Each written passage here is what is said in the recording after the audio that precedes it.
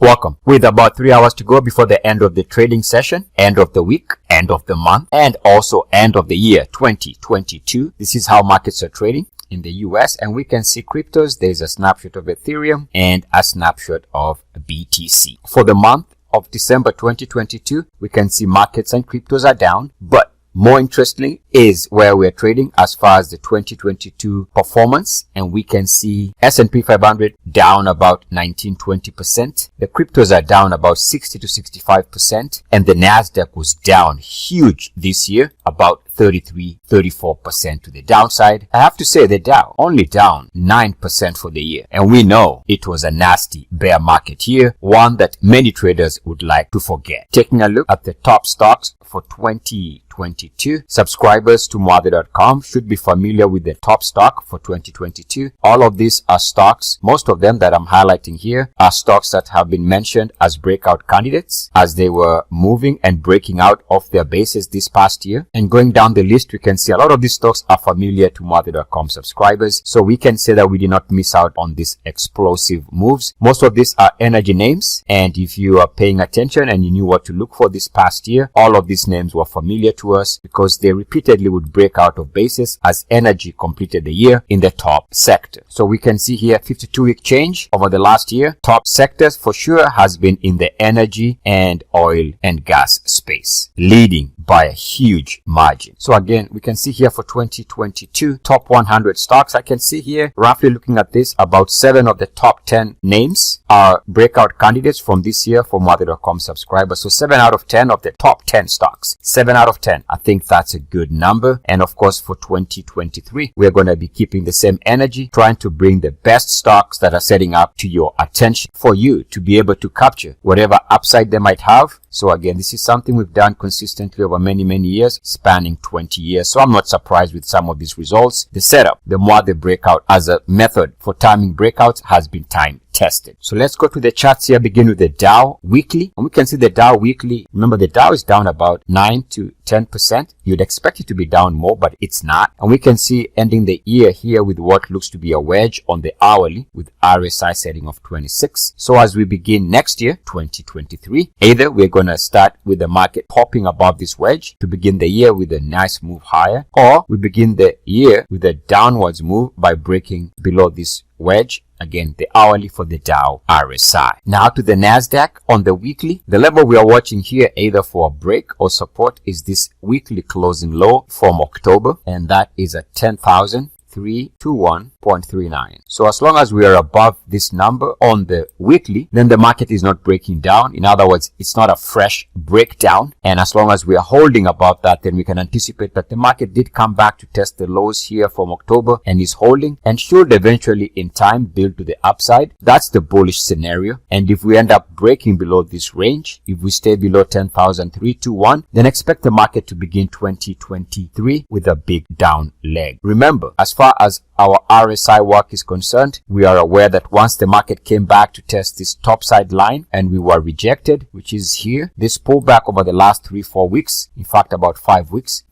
has been very well telegraphed by this resistance on the RSI. And as we pointed out the last 2 weeks, we've now come back to an area on the weekly where we could be forming this possibility of a support line. In other words, if we hold this line, then we are going to be looking for a recovery. And if we break this RSI lows line on the weekly, we could be setting the stage for another leg down. Keeping it simple, watching this level here, 10,321 on the Nasdaq, should give us indication as to whether we are still in a downwards market or a market that is looking to bounce. Taking a look at the daily for the Nasdaq. Remember, we've been using the uniformity principle because we know we came off the lows here, and to understand that is just figure out where the RSI reacted well and the market did bounce. So this entry here off the lows, take that line, draw our uniformity support line, should be something like that. We've used this for support here. Those were short-term lows, and we've come and tagged it here already twice. We haven't broken that level. So right now, my thinking is as long as we are above this line, that the next meaningful swing trade direction should be sideways to higher, and you can anticipate the market to go down if it breaks this line. We haven't broken the line, so I would lean towards a market that wants to bounce. By the way, going back to that weekly for the Nasdaq, based on the MACD, understand that this is where the MACD has been stalling for most of 2022, and that at some point when the market clears this MACD line, if it clears this resistance area, that clearance is going to lead to a very strong push in the market. So I would say watch for that, because when that happens, one needs to have set themselves up for a very strong push to the upside. Again, MACD, this area, when the market clears this, expect the market to really take off. Taking a look at the Dow daily, we can see that for the most part, the 50-day and the 200-day moving average are flat or flattening out. So that is also going to be something we can use to understand what the market wants to do next. It would be similar in a sense to this area here, where we had the moving averages flattening out, and ultimately they decided to bend downwards. It is this bending that gives you an idea that the move is going to be sustained to the downside. So right now, if we end up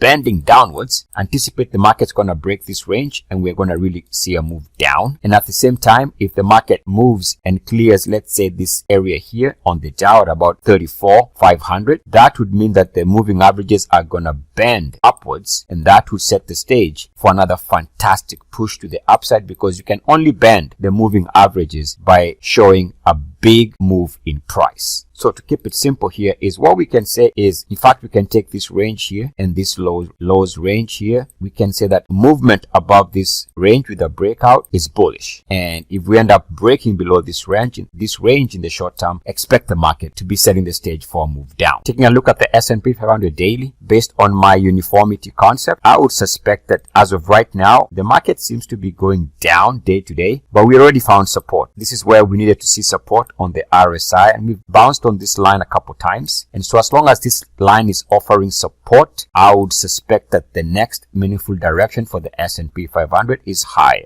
from here. Otherwise, it's going to take a material break and breach of this line to really take markets lower. So I'm leaning, irrespective of the market still being down day to day. Even as we can see for now, markets are down. It looks to me day to day, we are still setting the stage for support and a bounce to the upside. So month to month, we see that the Nasdaq is down about 35% for the year. It's got about 35% down. So going into 2023, the question becomes, are we going to see another huge bear market drop? Or at some point in 2023, does the market turn positive and we have a strong close into the end of the year? Of course, that's the big question. What I think here is a level to watch is this area here, are just at about and above RSI 38.2 on the monthly for the Nasdaq. By the way, I should mention here that we should be sensitive to this area, because if the Nasdaq ends up breaking below RSI 38.2, if it does break below 38.2 on the monthly, expect the market to crash, quote unquote. But given that line, if we take a look at the long-term picture for the Nasdaq, you can see that this is an area of interest going back all the way back to 1990, because this is where we come and tag the lows here. 1990, we go below the line, back above it with uniform action. We move above the line eventually here in 2003, early 2003, back here, back above the line in 09. And here we've been bouncing on this line for 2022, and we could be forming a triple bottom. So if this triple bottom on the Nasdaq is confirmed in the new year, I would say this is a major low, that the next meaningful direction is higher. Again, it's a critical area for the market, because if we break this area, expect the market to behave like it is crashing. Why? Because that's just what it happens. You can see a good example of moving below 38.2 here, and this is in 08. You move below 38.2 in this 2000 to 2001, 2002 bear market period. So going into the new year, this line should offer support or a break for the market. So we can say make or break. It's time for the market to decide. One of the reasons why, from a technical standpoint, we are seeing this push down for this month, S&P 500 here down about 6 to 7%, is because it is moving its monthly RSI below 50. Remember, I've been saying that for the month, it's going to mean that the market is going to close towards the lows of the monthly move down. So what the market is doing is textbook. And now it opens the probability and the possibility for the S&P 500 to push above 50 in the first few months of 2023. And whenever it moves above 50 on a monthly basis, expect the S&P 500 and the general market to have a strong up month. This is the S&P 500 from a monthly perspective. Now remember, going back to 2010, we can see that the S&P 500 uses this monthly RSI 50 level for major lows. So understand that this is part of the process of forming major lows, and if the S&P 500 can recapture the level back above RSI 50, expect there to be a strong support, and that the next meaningful direction over many months is gonna be to the upside. That would be the bullish scenario. And if the S&P 500 stays below 50, expect your markets to be now in a new phase where they're going to be sideways to down. At the same time, taking a look at the Dow from a monthly perspective, we can see that the RSI is at 52, which means that in the new year, whenever the Dow breaks below 50, expect the Dow to have a big down month and for the Dow to close towards the monthly lows. So that's another scenario. Otherwise, if the Dow can hold and sustain its level and hold above RSI 50 here, chances are we are going to be sideways to higher, ultimately with an opportunity of testing 2021's monthly closing high and an opportunity of moving to fresh all-time highs. But for that to happen, the Dow is going to have to hold its monthly RSI above 50. Remember, those of you who've been following my work, you are aware that a couple months ago, the Dow did exactly what the bulls wanted the Dow to do, because the Dow came back to test this RSI lows line. This line held, and of course, that is why the Dow has stabilized since then. It's going to take a break of this line at some point for there to be a serious bear market. So I would say, based on the Dow's long-term monthly chart, this market has already found its bottom and is in the process of recovering in the weeks and months ahead. The Canadian market had already moved above this previous resistance line. You can do it a search. And so this is a market that has already come off its lows. We can extend that line and see that the Canadian market has yet to break that line. And now we can introduce this lows line. So as long as the Canadian market can hold above these two lines, then this is a market that is ultimately sideways to higher, and the TSX would see a drop if and when it breaks below these two lines. Also, on the monthly, there is a possibility that if the TSX on the monthly closes above 50, it opens the door for a big down month whenever it drops below 50. Ultimately, just like the Dow on the monthly, you'd like the TSX to hold RSI 50 and continue on its recovery of the lows from October. So I would say net, it looks somewhat decent for the Canadian market, but watch out for that RSI 50, because anything below 50 on the month, it moves below 50, expect a big down month. So throughout this month of December, we've been talking about this improvement in prices for the Nifty, and we can see here RSI, of course, obviously making a negative divergence move. So that has led to the pullback, but I would say it's not necessarily done and dusted. In other words, it's not a very bearish situation, because it would need the market to break the RSI lows line on the monthly. In other words, this would need to break before we can really go down. So this is the monthly RSI lows line going back to early 2020 with this support here in 2022. And as long as we're above this line, and I would say the Nifty should be sideways to higher. And of course, if it's going to go down, it's going to give us visual indication by breaking below this simple RSI support line. By the way, speaking of simple, we can see here when the MACD tagged the zero line and held with uniform activity, as I always teach, that means that chances are very high you're going to go back to test the prior highs and potentially even improve on those highs. So right now, what we see here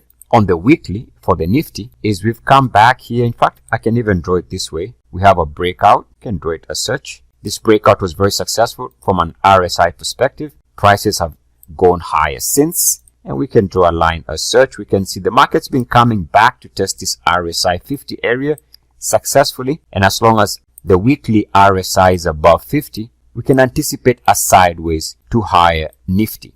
Taking a look at the daily, and again, simple understanding of the lows here. We come off some major lows over the last couple months. This is your RSI movement here. Use that for future bounces. You can see here we held with a double bottom support of this area for the lows there, and over the last, let's call it week or so, we came here, we tagged it with uniform activity.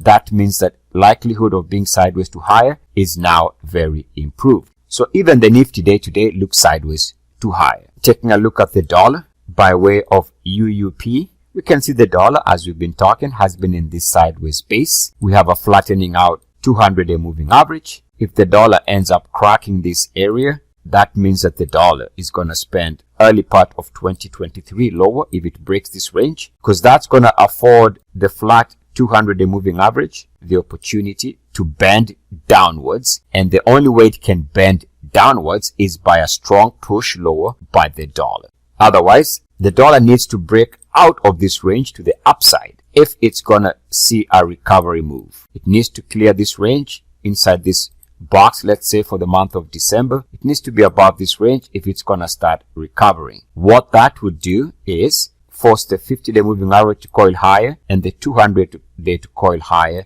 to form this crossover, which would need some energy, and that energy can only come if prices move to the upside. So another way of putting this is very simple, is either we break this range to the downside and we see lower prices, or we break this range to the upside and we see the dollar recover. Taking a look at the weekly for the dollar, and remember, markets can be complex. In fact, let's say they are complex. If we take off the lows here, this is where your RSI really finds support, or actually where the RSI holds here and these prices move higher. We can see the dollars come back to test this area. Also, we can take the prior topside line, this line here, and extend it. Should be something like that. And what I want to highlight here is we had a movement above this line here, which is this period. And ever since, we've been bouncing on this line for support for the dollar. So we can see even week to week, if this can be support, then it gives the dollar an opportunity week to week to hold stability here and eventually move higher. If the dollar is going down, the daily is going to break down, and it's going to also break down these two lines on the weekly. Now remember,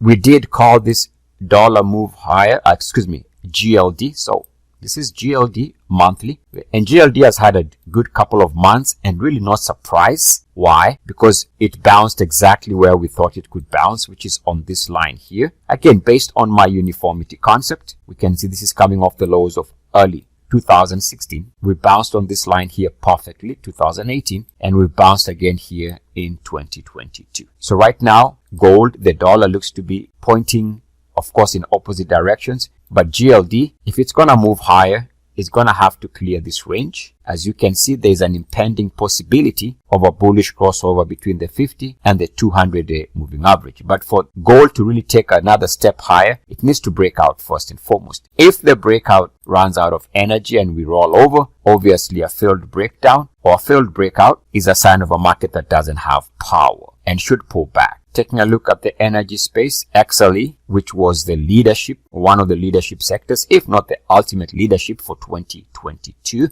can see here they had a good year in 2022 when markets generally for 2022 were down. So XLE, as we end the year here, we can see that we haven't really broken the support line that we've been watching. On the weekly, this line held. And as long as we are holding above this line, we can say that the energy space remains sideways too high. It's going to take a break of this line to push things lower as far as the energy space is concerned. Now that we've had one down month for the XLE, now we have a new breakout level to watch, and that becomes the next trigger for a momentum breakout. And the level to watch there in terms of price, we'd want to see the price move above 90.22, which is the monthly closing high from the month of November 2022. A breakout is going to be a trigger again that the market is in a mood to push energy prices higher. And of course, in the coming weeks and months, if there's no breakout, then we start leaning to a market that's going to be sideways to ultimately pulling back. Also, if we're going to move higher, we need to recapture the level above RSI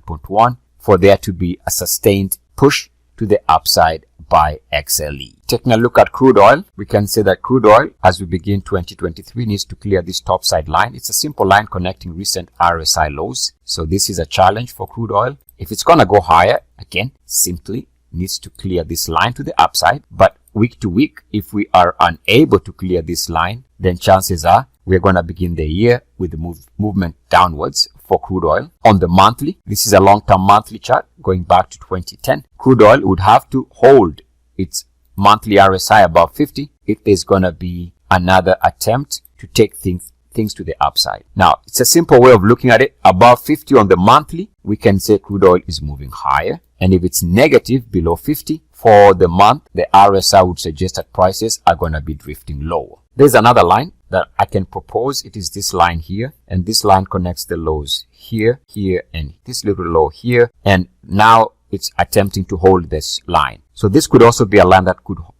hold and push things to the upside as far as crude oil is concerned, or maybe it could turn into a break and we could see another leg down as far as crude oil is concerned. Now you might ask, but wait a minute, why did you draw it this way? It's because this here was a trap. We went below the line and back above it with uniform action, and obviously we can see prices were trapping people there. So we can draw the line as I've drawn it, if you understand my understanding of the market, which is you can draw through this area because it is uniform action below the line, back above it. It tends to be a trap. In other words, it probably should not have been there and was designed to trap people. And now we come to BTC. So throughout the last couple of months, I've been talking about this. Seems like forever. We need to break this line if we are going to go lower. This is the monthly for BTC. Now, where does this line come from? Well, this line, if you understand it, comes from this breakout here. There's a breakout here in 2015. This breakout was good enough to take things to a very huge run in 2016-17. And we can say we came close to this area here, but did not break below it for the lows there. And so this is also where we are sitting right now and have been sitting for a couple of months. What the bulls want is ultimately this to hold so that we can start building to the upside. It's going to take many months to recover. Many months, maybe years.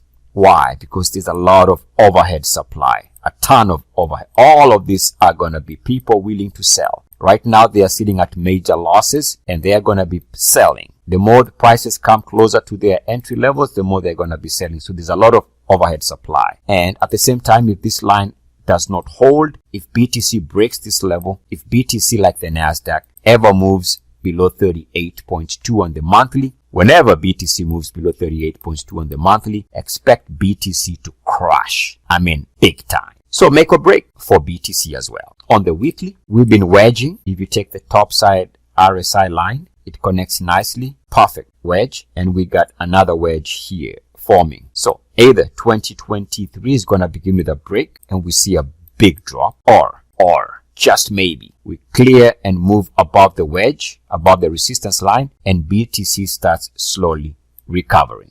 Remember, it's going to take years to work out all of this overhead supply. All of this is selling pressure. So it's going to take many years for this to really get going. And if it can move higher with energy, that would be surprising. So I think it's going to take a while, would be my guess. Maybe another 1 to 2 years. And I'm talking about the possibility of going back to new highs is, in my opinion, gonna take a while. I don't know how long, but a while. And also Ethereum on the weekly has the same wedging situation on the RSI, as you can see it here. So either we break out or break down, but I want to go back to that weekly chart for BTC, because if you take a look at the intermediate MACD, just like the Nasdaq, this area here has been resistance. I can draw it something like that. This has been resistance here, and again here. But be on the lookout if you know how to read the MACD, because whenever Bitcoin clears this area and moves its weekly MACD above zero, I would anticipate, and we can anticipate, a very strong push as far as BTC is concerned. Remember, since late 2021, BTC has been below zero on its MACD. So recapturing the MACD zero line and also moving above this range is only going to be bullish and should generate enough energy for a very strong push in the cryptos. As we go into the new year, I just want to remind you that